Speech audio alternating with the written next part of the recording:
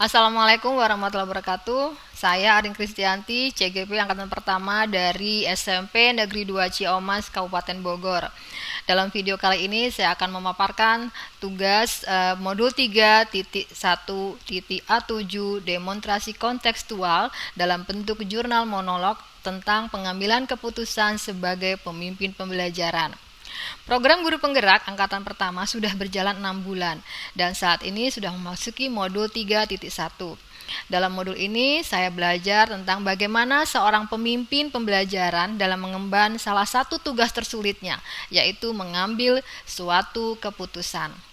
Materi pada modul ini tentang perbedaan antara dilema etika dan bujukan moral, 4 paradigma dilema etika, 3 prinsip dilema etika, dan 9 langkah pengambilan keputusan. Hal-hal tersebut akan diuraikan melalui beberapa pertanyaan sebagai berikut. Pertanyaan pertama, bagaimana Anda nanti akan mentransfer dan menerapkan pengetahuan yang Anda dapatkan di program Guru Penggerak di sekolah atau lingkungan asal Anda? Rencana saya akan melakukan diseminasi ke semua rekan sejawat di sekolah. Namun, sebelum melakukan hal tersebut, langkah paling awal saya adalah saya akan memulainya dari diri saya sendiri terlebih dahulu. Bagaimana saya mengimplementasikan semua ilmu dan pengetahuan yang saya peroleh untuk saya terapkan di kelas tempat saya mengajar atau di kelas yang saya pimpin, sambil mengajak rekan-rekan sejawat dan kepala sekolah untuk melihat proses dan hasil yang telah saya capai dari berbagai kegiatan yang saya videokan melalui akun YouTube saya, terutama pada kegiatan demonstrasi kontekstual dan aksi nyata, walaupun hasilnya belum maksimal dan tentunya membutuhkan saran-saran melalui diskusi, sharing, dan berbagi cerita dengan rekan sejawat untuk perbaikan ke depannya. Bagi mereka yang merespon dari apa yang sudah saya lakukan tersebut, saya akan mengajak mereka untuk bergabung dalam komunitas praktisi yang sudah saya buat. Dalam komunitas praktisi tersebut, kami akan menyusun visi yang selaras dengan visi pendidikan Indonesia dalam memerdekakan belajar murid, sehingga nantinya akan terwujud murid yang sesuai dengan profil pelajar Pancasila yang tumbuh dan berkembang sesuai dengan kodrat alam dan kodrat zaman. Selanjutnya, dalam komunitas ini juga saya akan membuat rencana program sekaligus mentransfer semua ilmu yang saya dapatkan dalam program Guru Penggerak kepada semua rekan-rekan sejawat yang terlibat dalam komunitas praktisi tersebut. Untuk selanjutnya mereka juga mengimplementasikan ke kelas tempat mereka mengajar. Program rencana kegiatan dalam komunitas praktisi ini diharapkan ke depannya bisa berjalan secara rutin dan berkesinambungan sebagai salah satu program sekolah yang dijadwalkan kegiatannya. Misalnya setiap bulan sekali pada minggu keempat, sehingga tidak harus menunggu event kegiatan intern sekolah seperti in-house training atau IHT yang biasanya dilaksanakan pada awal tahun pelajaran baru. Karena dalam komunitas praktisi ini tidak hanya saya saja yang akan mentransfer ilmu, tetapi semua rekan guru dalam komunitas tersebut bisa berbagi ilmu dari apa yang sudah mereka dapatkan dan belum didapatkan oleh rekan guru yang lain.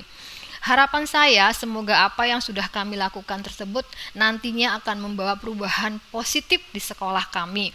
Dan hal ini tentunya akan mengundang rekan-rekan guru yang tadinya belum bergabung dalam komunitas jadi ikut bergabung dalam komunitas tersebut.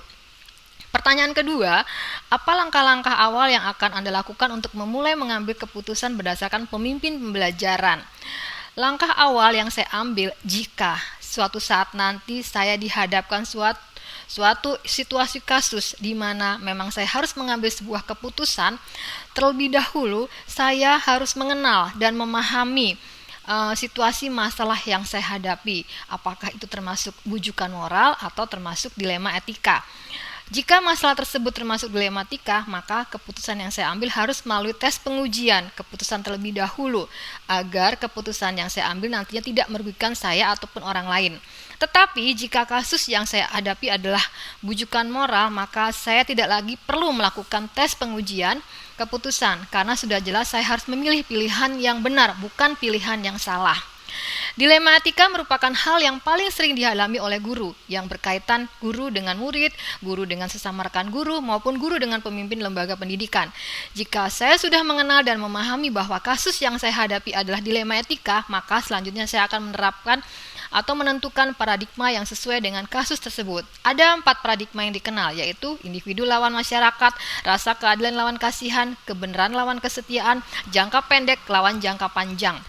Setelah itu saya akan menentukan prinsip pengambilan keputusan yang sesuai dengan kasus yang saya hadapi, berpedoman dengan 3 prinsip pengambilan keputusan yang sudah dikenal: berpikir berbasis hasil akhir, berpikir berbasis peraturan, berpikir berbasis rasa peduli.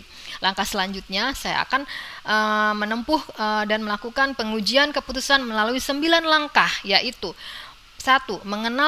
Mengenal bahwa ada nilai-nilai yang saling bertentangan dalam situasi ini. Hal ini sangat penting dalam memastikan bahwa benar ada nilai positif, nilai benar yang bertentangan dalam keputusan atau kasus tersebut. 2. Menentukan siapa saja yang terlibat dalam situasi ini. Hal ini akan membantu saya untuk memberikan pemahaman siapa saja yang terdampak pada keputusan tersebut. Yang ketiga adalah kumpulkan fakta-fakta yang relevan dengan situasi ini. Yang keempat adalah pengujian benar atau salah yang meliputi uji legal, uji regulasi atau standar profesional, uji intuisi, uji halaman depan koran, dan uji panutan atau idola.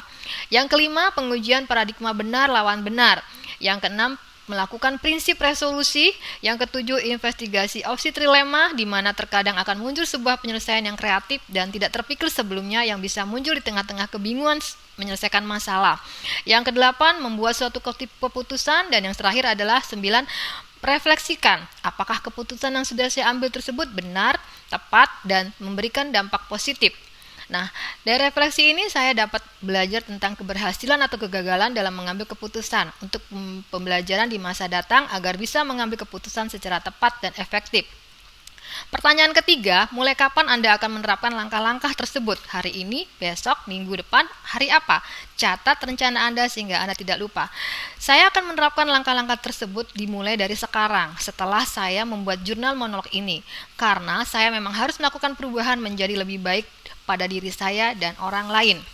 Pertanyaan keempat, siapa yang akan membantu mendampingi Anda dalam menjalankan pengambilan keputusan sebagai pemimpin pembelajaran?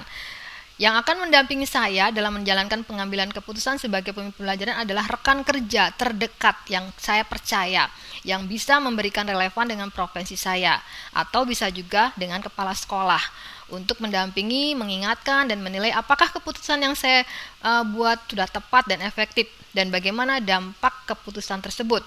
Selanjutnya, kami akan berkomitmen untuk selalu terbuka terhadap berbagai dilema etika yang dihadapi, terutama yang berhubungan dengan murid dan kegiatan belajar mengajar, agar didapatkan keputusan terbaik yang berpusat pada murid, sehingga ke depannya tidak ada lagi guru yang kebingungan dalam mengambil keputusan dan siap menjadi pemimpin pembelajaran yang lebih maju. Demikian yang saya sampaikan, sekian dari saya, terima kasih.